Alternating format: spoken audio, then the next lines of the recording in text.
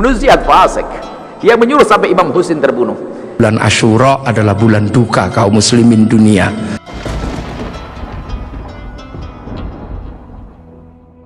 Nabi yang mengatakan innal Hasan wal Husain sayyida syababi ahlil jannah. Pilar yang pertama adalah mahabbah ahli bait, cinta kepada ahli baitnya Rasulullah. Pilar yang kedua adalah cinta sahabat Nabi SAW. Dengan nama Khawarij, termasuk menyalahkan Muawiyah karena berontak kepada Ali, termasuk menyalahkan Ali karena tidak menyelesaikan itu dengan tahkim. Maka mereka memandang Muawiyah itu kafir, Ali kafir. Jadi jangan sampai sekarang tuh atas nama Imam Husain untuk menggugah emosi orang, lalu membenci sahabat Nabi SAW, memerangi sahabat Nabi, yang tidak dibenarkan.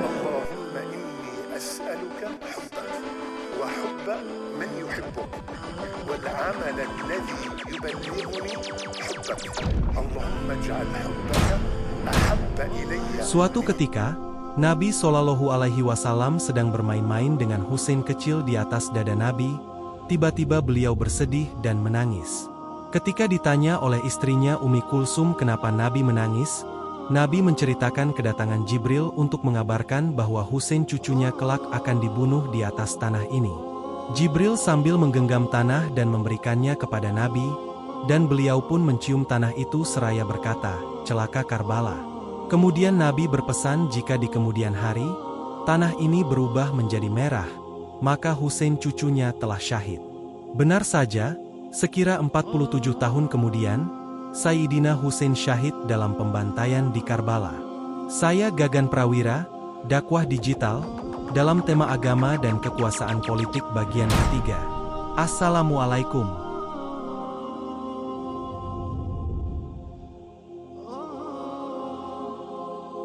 Asyuro, terambil dari akar kata asyroh artinya ke-10, bulan Muharram tahun 61 Hijriah, atau 10 Oktober 680 Masehi. Hari di mana Sayyidina Husain radhiyallahu anhu, cucu kesayangan baginda Nabi Shallallahu Alaihi Wasallam secara biadab, dibantai pasukan Yazid bin Muawiyah yang dikenal korup dan gemar minum khamar itu, memerintahkan Ubaidillah bin Ziyad yang terkenal bengis. Ziyad kemudian menunjuk Umar bin Sa'ad untuk membunuh Sayyidina Husain. Ibnu Katsir mencatat, 72 pengikut Husain terbunuh hari itu, sementara Imam Suyuti menyebut 4.000 pasukan Yazid di bawah komando Umar bin Sa'ad mengepung kabilah Husain, di antaranya anak-anak dan perempuan keluarga dekat Husain. Asyuro adalah hari duka umat muslim sedunia, bukan hari eksklusif bagi kaum Syiah. Kalian sungguh sama bengisnya dengan Ubaidillah bin Ziyad, jika Asyuro hanya dikaitkan pada kaum Syiah.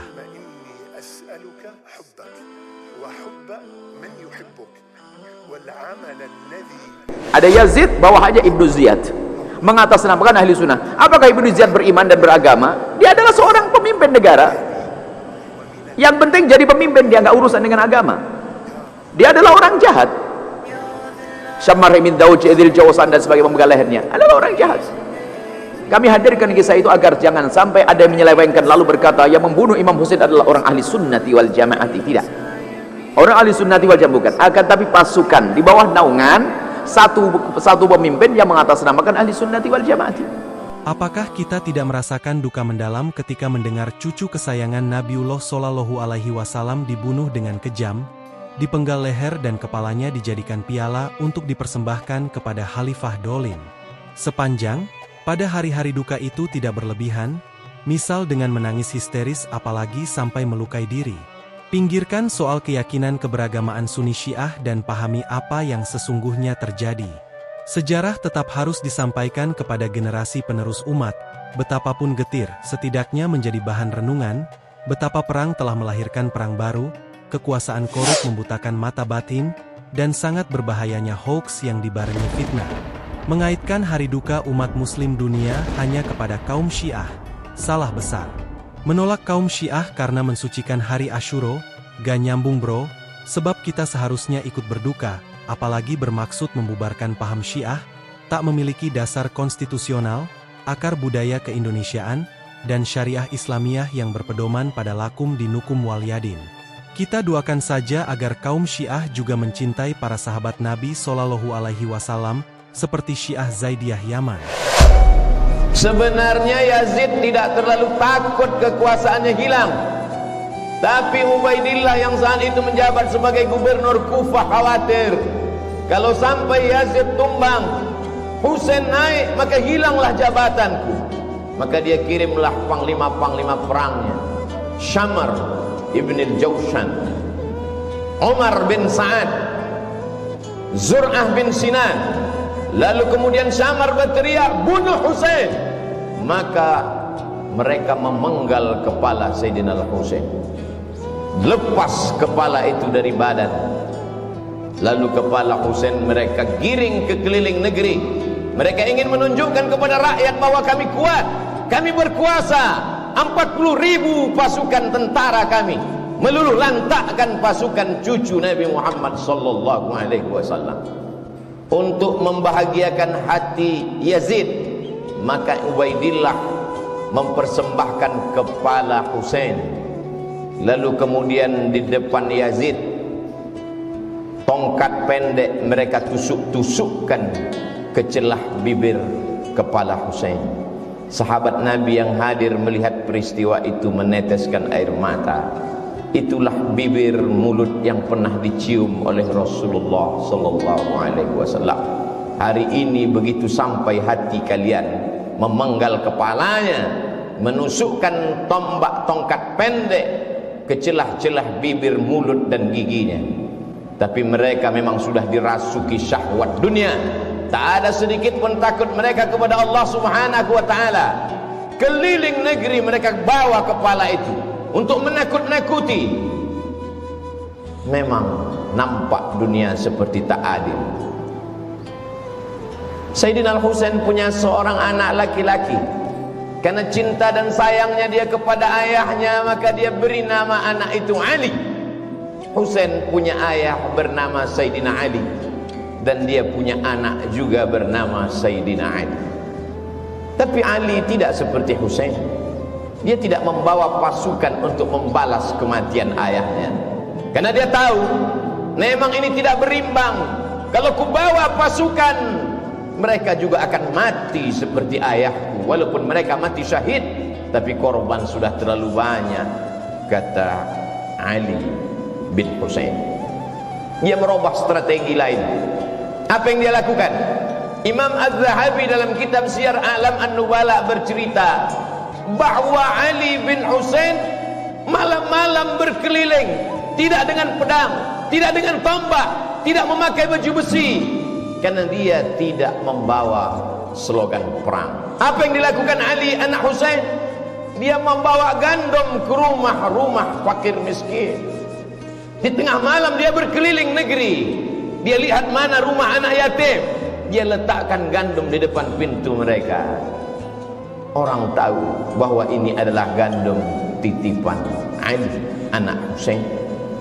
Lembut hati mereka. Gandum yang mereka makan berubah menjadi darah daging. Hati mereka sudah direbut oleh Ali anak Husain. Jangan pernah dilupakan bahwa Barat selama berabad-abad berhasil menggunakan sentimen Sunni Syiah memporak-porandakan Jazirah Arab Afrika demi keuntungan politik ekonominya. Kita, umat Ahlus Sunnah Indonesia, jangan pernah tertipu propaganda dari pihak manapun untuk menggunakan dendam kesumat Sunni Syiah sebagai penghancur kedamaian yang menjadi prasyarat kemajuan bangsa. Ya, kita tahu, seperti catatan Profesor Ahmad Fuad Effendi, tak bisa disangkal, Yazid bin Muawiyah sebagai penerus Muawiyah, menaruh dendam membara kepada Sayyidina Ali dan anak keturunannya. Bahkan ia mewajibkan seluruh khatib sholat Jumat menutup dengan kata-kata caci maki terhadap Ali dan keluarganya. Jika menolak, khatib akan dihukum. Keadaan ini terus berjalan hingga Bani Umayyah dipimpin Khalifah Umar bin Abdul Aziz kemudian menerbitkan dekrit untuk mencabut pengekangan terhadap khatib dan mengganti penutup sholat Jumat dengan surah An-Nahl ayat 90 hingga saat ini. Seharusnya dengan kehadiran Khalifah Umar bin Abdul Aziz yang dikenal bijak, toleran, sederhana dan berperilaku mulia, keretakan Sunni Syiah berakhir. Nyatanya, Inggris terus mengompori keduanya dan mendukung gerakan Wahabi untuk melawan kekhalifahan Turki Utsmani. Singkatnya, dinasti Al Saud memperluas kekuasaannya dan berhasil menguasai Mekah dan Madinah. Kini Arab Saudi yang dianggap berwajah Sunni, dan Iran mewakili Syiah melalui proksi politik dan militernya, kedua negara ini seperti menghidupkan bola panas konflik laten Sunni-Syiah. Kecuali Iran, Arab Saudi tak dapat mewakili kaum Sunni, sekedar menampilkan wajah Wahabisme. Kendati kini Arab Saudi telah mereformasi paham Wahabisme menjadi lebih toleran, dan mulai melakukan pendekatan baru dengan Iran melalui model humanisme ala Aswaja. Ini pertanggungjawaban oleh Nabi. Kenapa tidak dihukum? Tegur Ali. Sampai terjadi perang Jamal. Jamal itu unta. Karena peperangannya pada saat dipimpin oleh Sayyidah Aisyah menggunakan unta. Begitu sedang berperang itulah kemudian kata Ali dan para sahabat yang lain, ini unik nih. Sholatnya pernah sama-sama, pernah beribadah sama-sama, dan mereka menegakkan nilai sama-sama. Yang satu prinsipnya baik, yang lainnya juga baik. Tegakkan hukum, yang kedua siap menegakkan, kami kumpulkan bukti. Dua-duanya benar ijtihadnya. Yang salah itu yang memprovokasi. Maka apa yang terjadi? Yang terjadi adalah dua-duanya mengatakan, tolong ya, kalaupun kita berperang, ini bukan untuk memusuhi, ini untuk menegakkan apa yang kita kemudian telah pahami. Jangan saling melukai. Ini aneh Pak, saling berperang, tapi jangan terkena sabatan pedang. Kalau bisa jangan orangnya, untanya aja. Itu terkenal dalam sejarah. Jadi begitu bertemu, gak ada yang mau duluan. Nih, siapa yang menjadikan kacau situasi pada saat itu? Kelompoknya ini. Ini yang masuk. Dia yang masuk eksekusi duluan beberapa sahabat. Sehingga Talha syahid, Ibnu Zubair syahid. Tercatat hampir 4.000 sampai 6.000 sahabat syahid pada saat itu. Wafat. Maka semakin kacau situasi pada saat itu. Dihadirkan kemudian segala hal dan sebagainya. Sampai beritanya sampailah ke Damaskus, ke Syria. Pada tokoh yang masih sangat kuat pada saat itu. Teman-teman sekalian, dari klan Bani Umayyah. Pada kekuasaan Muawiyah sampai dengan ke Amr bin As, kemudian diantara pendukungnya. Maka ketika Ali menjelaskan situasi pada Sayyidah Aisyah, ini begini, beliau memahami akhirnya. Oh ternyata ini ada yang provokasi, ini begini, duduk. Semua duduk. Tapi itu tidak sampai kepada Syam di Syria. Yang saya katakan tadi, belum ada pesawat, belum ada telepon. Berita yang sampai di sana, pendukungnya Utsman dianiaya oleh Ali, bayangkan. Sehingga ketika Ali mengatakan kita harus jaga stabilitas ini, lebih baik kuatkannya pemerintahan dulu. Aisyah akhirnya ya mengakui kita bayat. Semua bayat. Tenang. Tapi sampai ke Syam itu nggak nyampe beritanya. Akhirnya apa yang terjadi? Diprovokasi. Karena ini sudah perlakuan yang buruk, maka kami, kata ini nih, pengikut ini datang ke sana, kami hanya akan mengangkat khalifah bukan Ali, yang kami angkat Muawiyah saja. Maka diangkatlah kemudian khalifah di sana sampai mendeklarasikan sebagai khalifah baru. Anda bayangkan tuh. Fitnahnya luar biasa. Maka apa yang terjadi? Sudah nggak sempat. Konon ada yang menyebutkan Muawiyah kirim utusan untuk klarifikasi, tapi di tengah jalan kemudian dieksekusi. Begitu dieksekusi oleh kelompok dari sini, sempalan sini, nyampe berita ke sana, Ali yang eksekusi. Semakin kuat kemudian rasa bencinya, marahnya, diprovokasi demikian, maka menyiapkan pasukan. Disampaikan juga kepada Ali, Muawiyah sudah menyiapkan pasukan, tidak mengakui kekhalifahan. Maka secara singkat disampaikan, Ali pun mesti siapkan pasukan. Maka dua-duanya menyiapkan pasukan, dikenal dengan perang Siffin itu. Maka apa yang terjadi? Ali mengatakan, ini karena sudah makar terhadap negara, kita harus bereskan, tapi dengan cara yang mulia. Sama kayak tadi tuh, pelan-pelan, karena sama muslim. Gak ada yang mau nyakiti, gak ada yang mau macam-macam. Ini masuk lagi nih. Yang ini nih, aduh. Nanti saya tunjukkan kepada Anda, ini cuma contoh orang, tapi pemikirannya diwariskan. Dalam setiap hal-hal yang terjadi semacam ini, Anda akan temukan provokator-provokator bertebaran. Termasuk sekarang semakin bertambah eranya, tapi ini nggak akan berubah. Termasuk di YouTube juga banyak provokator nanti. Nanti akan temukan itu. Kembalikan ke sini. Jadi begitu sudah masuk, singkatnya bertemu, lebih besar pasukan dari sebelumnya, terjadi peperangan itu sampai pasukan Muawiyah terdesak. Ya, apa yang terjadi pada saat terdesak Muawiyah? Saya katakan di belakang kan ada Amr bin As yang seterusnya, itu jenius. Kata mereka, sudah kita kalau teruskan akan kalah nih, dan makin banyak korban. Gini aja, supaya duduk sama-sama diskusi, duduk dengan baik, maka kita lakukan tahkim. Tahkim itu tombak Al-Quran, ya. Kemudian bukan ditombak untuk menunjukkan sesuatu yang kotor, bukan. Maksudnya untuk berhukum dengan hukum kitabullah. Kenapa menggunakan tombak? Karena mudah diangkat begini. Kalau ngangkat orang kan belum ketahuan apa maksudnya. Begitu dipanah dari belakang, meninggal, repot lagi. Maka yang diangkat Al-Quran begini, semua berbaris di belakang Muawiyah. Ketika berbaris, diangkat kemudian mushaf. Saat diangkat itulah kemudian Ali mengatakan, tidak itu siasat, saya tahu itu siapa yang bikin. Karena Ali kenal Amr bin As. Tanya dulu mereka, kalau mereka ingin tahkim, mereka harus menyerah dulu. Mereka harus menyerah. Kalau sudah menyerah, baru tahkim. Karena situasinya sedang demikian kacau. Kalau tidak menyerah duduk sama-sama, maka mustahil bisa diskusi dengan baik. Ini Ali. Wah, ketika Ali perintahkan, terus dorong mereka sampai mereka menyerah. Maka yang satu golongan mengatakan, Ali kamu nggak benar nih. Dalam fikih perang, kalau sudah ada yang tahkim mengangkat Al-Quran, hukum dikembalikan kepada Allah, nggak boleh kita serang. Maka orang-orang ini langsung keluar dari barisan Ali. Keluar dalam bahasa Arab disebut dengan kharaja. Orangnya kharijun. Kalau keluar karena tidak sepakat dan keras sifatnya dan cenderung buruk keadaannya, maka dikenal dengan nama khawarij.